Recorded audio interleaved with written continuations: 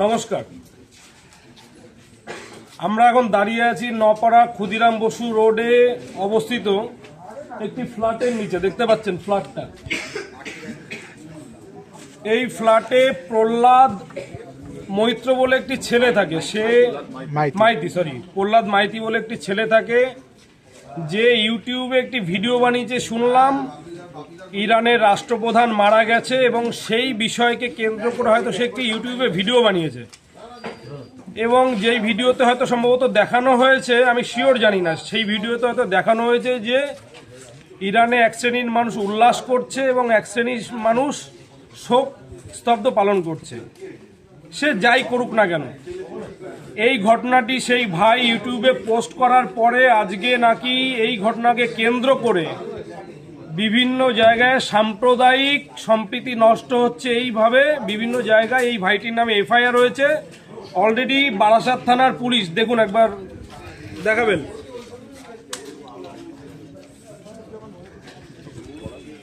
বারাসাত থানার পুলিশ তাকে এই রাত 1টা বাজে তাকে অ্যারেস্ট করতে এসছে।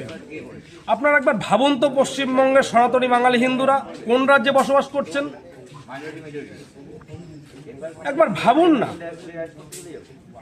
পশ্চিমবঙ্গে শতকরা 70% বাঙালি হিন্দু, যারা রাতের অন্ধকারে বাংলাদেশ থেকে কাঁটাতার টপকে জীবন বাঁচানোর দায়ে, মায়ের শাখা সিঁদুর বাঁচানোর দায়ে এই পশ্চিমবঙ্গে 70% হিন্দু বাংলাদেশ থেকে যেভাবে আপনারা পালিয়ে এসেছেন, সেই পশ্চিমবঙ্গ কি আপনাদের জন্য সুরক্ষিত?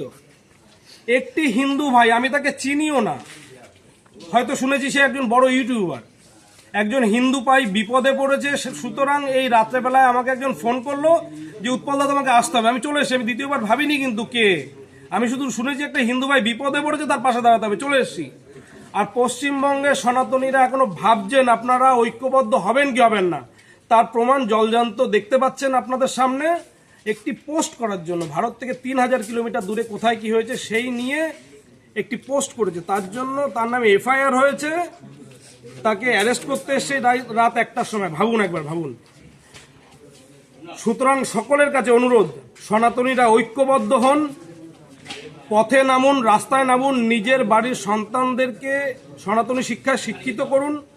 না হলে আজ থেকে 10-20 বছর আগে বা 30 বছর আগে, 50 বছর আগে যেভাবে বাংলাদেশ থেকে বিতাড়িত হয়ে ভারতবর্ষে আসতে বাধ্য হয়েছেন, এই পশ্চিমবঙ্গ আগামী দিনে আপনারা থাকতে পারবেন না।